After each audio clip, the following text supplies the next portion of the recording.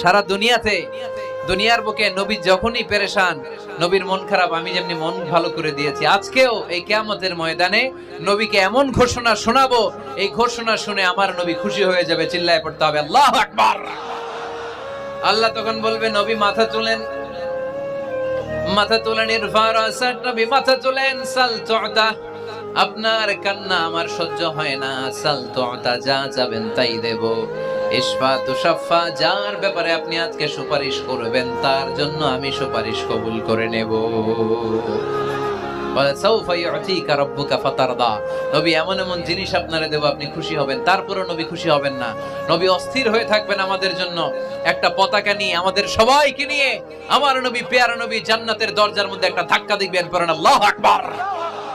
জান্নাতের রক্ষী ফেরেশতা বলবে, মান আনতা, আপনি কে? বিশ্বনবী বলবেন, আনা মুহাম্মদ, আমার